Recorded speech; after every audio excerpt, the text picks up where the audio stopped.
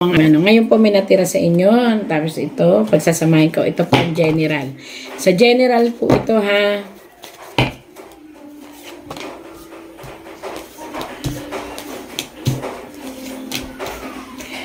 Ang ating gobyerno ay magkakaroon ng napakalaking massive fine na pagbabago.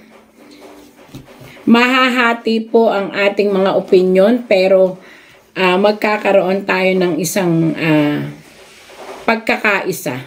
Maaaring mabuo ulit ang isang malaking pagkikita-kita at maaaring magkaroon po ng mga tensyon na may mga taong mag-aaklas. Sino kaya ito? Nasusuportahan ito ng malalaking mga tao na hindi galing ng Pilipinas. May pag-aaklas pong mangyayari. At mayroon pong nakita ako dito na pagkakahati-hati. Mahahati ang Pilipino. Sana wag naman. Mahahati ang Pilipino, ang puso ng Pinoy. Oh my gulay. Sana po malampasan natin ito.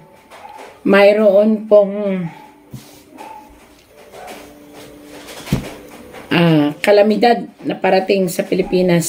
Sumasabay ang lungkot sa nangyayari sa politika. Ay mayroon pang 3 matitinding pagsubok na dadating sa Pilipinas. Isa po rito yung sinasabing ang virus. Mag-aaktibo po ang virus. Pangalawa po, magkakaroon tayo ng sinasabi nating famine. May sasalakay sa ating mga tanim at maaaring mahirapan tayo kumuha ng pagkain sa labas. At signos ng mga bagyo.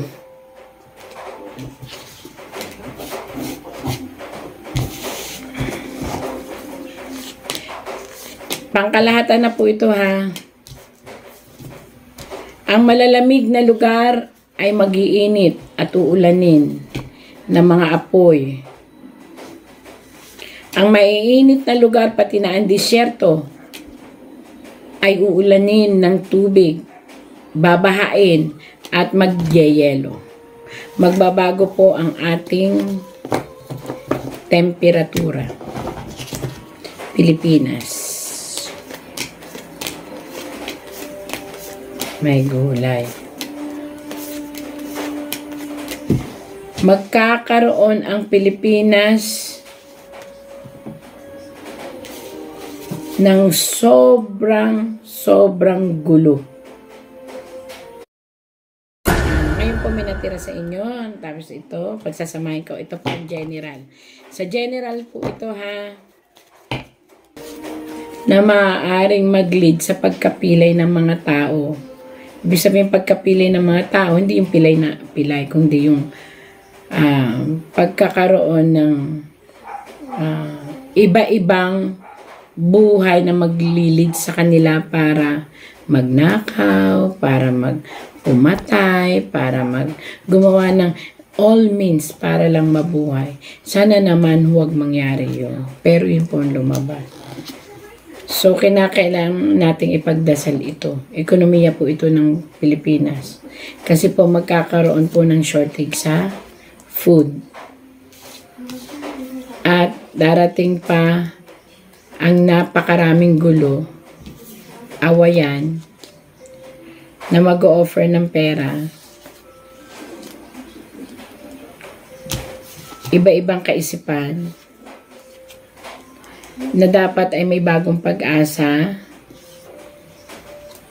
Pero ang nangyari, ang mayaman yayaman, ang mahirap lalo maghihirap, parang ganun. Ay, ang sagwa naman itong nakita ko. Sana naman huwag. Tapos marami pong magkakaroon ng tsunami. Hindi ko alam kung sa isang lugar ng Quezon or something na dagat Surigao or something. Pero meron po dito ako nakita sa Quezon pagbaha ng tubig. Bakit ganun? Laging Quezon na nakikita ko. Mindoro meron din. Marikina. Naku. Magdasal po tayo lahat para lahat maging maayos na. Lahat na nangyayaring ito ay dala ng hindi pagkakasundo-sundo in both parties. So, dapat po magdasal tayo. Nalulungkot po ako kasi akala ko ang ganda-ganda na mababasa ko sa tarot. Pero ganun nga po ang nabasa ko sa tarot. Again po, tagabasa lang po ako. Wala akong kinakampihan.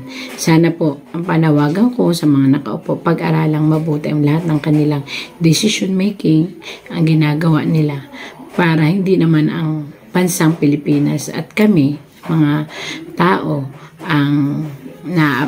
mamamayan na naapektuhan. Ganun na rin naman po sa side po ng ating Vice President and dating Presidente ko.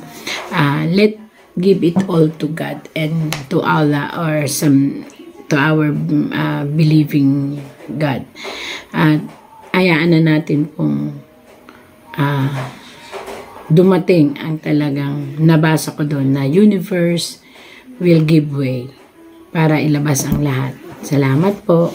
At sana po ay magkasundo-sundo na at maging maayos. At maisip din nila na ang natatakot po ako dito kasi na lumabas kanina.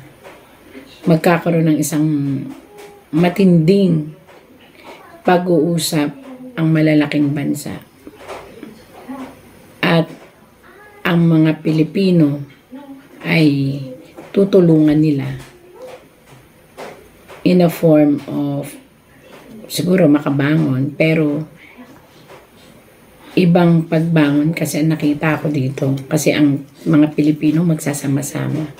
Umiiyak na kasi. Magsasama-sama sila. Para ito naman to parang maamo.